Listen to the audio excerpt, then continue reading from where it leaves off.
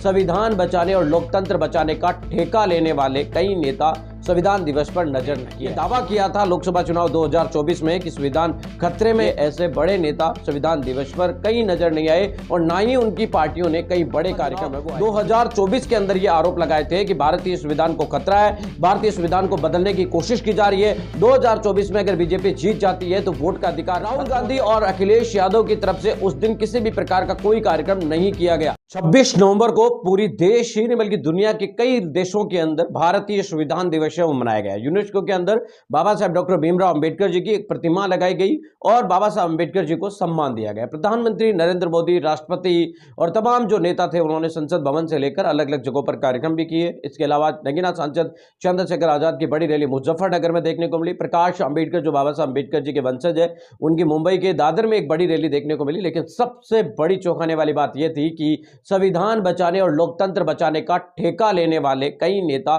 संविधान दिवस पर नजर नहीं आए, जिन्होंने यह दावा किया था लोकसभा चुनाव 2024 में कि संविधान खतरे में है या संविधान को क्षति पहुंचाई जा रही है, संविधान को मिटाने की कोशिश की जा रही है। ऐसे बड़े नेता संविधान दिवस पर कहीं नजर नहीं आए और ना ही उनकी पार्टियों ने कई बड़े कार्यक्रम है वो आयोजित किए। दरअसल मैं बात कर रहा हूं राहुल गांधी और अखिलेश यादव की। राहुल गांधी और अखिलेश यादव ने सबसे ज्यादा आरोप लोकसभा चुनाव 2024 के अंदर यह आरोप लगाए थे कि भारतीय संविधान को खतरा है, भारतीय संविधान को बदलने की कोशिश की जा रही है। 2024 में अगर बीजेपी जीत जाती है तो वोट का अधिकार खत्म हो जाएगा। इस तरीके के कई सारे आरोप लगाने वाले राहुल गांधी और अखिलेश यादव 26 नवंबर को जिस दिन संविधान दिवस मनाया गया था उस दिन उन्होंने कोई बड़ा कार्यक्रम नहीं आयोजित किया, केवल मात्र सोशल मीडिया अपने ट्विटर अकाउंट से या फेसबुक पर पोस्ट करके तीसरी कर ली।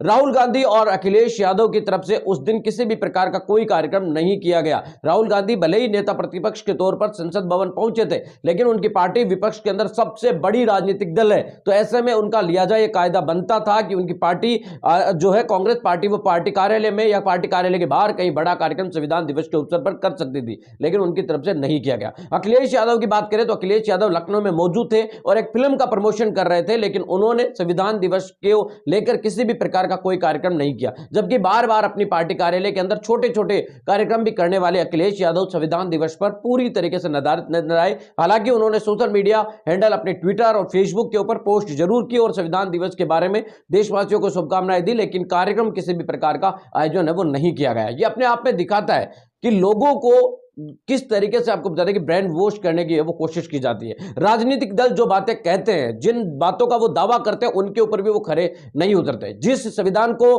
खत्म करने का आरोप या खत्म करने का दावा अखिलेश यादव और राहुल गांधी करते थे, उसको बचाने के लिए और उसकी ताकत को दिखाने के लिए 26 नवंबर को संविधान दिवस के अवसर पर पूरे देश भर में कार्यक्रम होने चाहिए थे, जगह जगह पर कार्यक्रम करना चाहिए था। लेकिन ये बड़े, आपको बता दें कि साथ कहा जा सकता है कि राहुल गांधी और अखिलेश यादव की पार्टी समाजवादी पार्टी ने कोई खास कार्यक्रम नहीं किया। खुद अरविंद केजरीवाल जो कि आम आदमी पार्टी के संयोजक है, उनकी पार्टी ने भी कोई बड़ा कार्यक्रम नहीं किया। हालांकि दिल्ली में छोटा सा कार्यक्रम हुआ जरूर था, लेकिन उसके अंदर समाजवादी जो अरविंद केजरीवाल है उसकी पार्टी के कोई बड़े नेता नजर नहीं आए थे। पंजाब में उनकी सरकार है, पंजाब स्तरीय कार्यक्रम हो सकता है, लेकिन दिल्ली में कोई बड़ा कार्यक्रम देखने को नहीं मिला। आरजेडी की बात करें तेजस्वी यादव की, तो हाल ही के अंदर तेजस्वी यादव ने बिहार का विधानसभा चुनाव हारा है, तो ऐसे में तेजस्वी यादव उस हार से उभर नहीं पाए। उनकी पार्टी की तरफ से भी किसी भी प्रकार का कोई कार्यक्रम 26 तारीख को नवंबर के दिन कहीं पर भी कार्यक्रम आयोजित नहीं किया गया। ना ही उनकी पार्टी ने इस संविधान दिवस के बारे में कोई विशेष है वो बयान भी जारी किया। केवल मात्र सोशल मीडिया पर जो पोस्ट है वो बनाकर डाल दी गई, इसके अलावा किसी भी प्रकार का कोई कार्यक्रम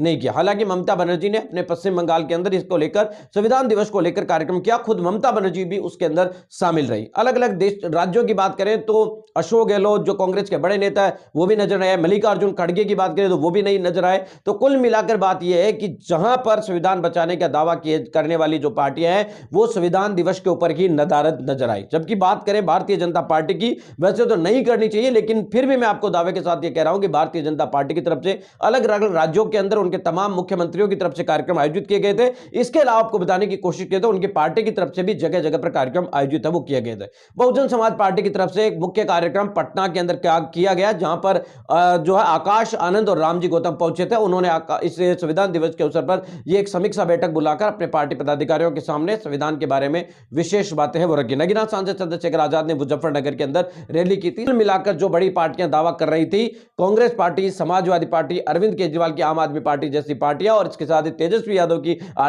आरजेडी जैसी पार्टियां पूरी तरीके से संविधान दिवस पर नदारद नजर आई। इस मामले में आपकी क्या प्रतिक्रिया, कमेंट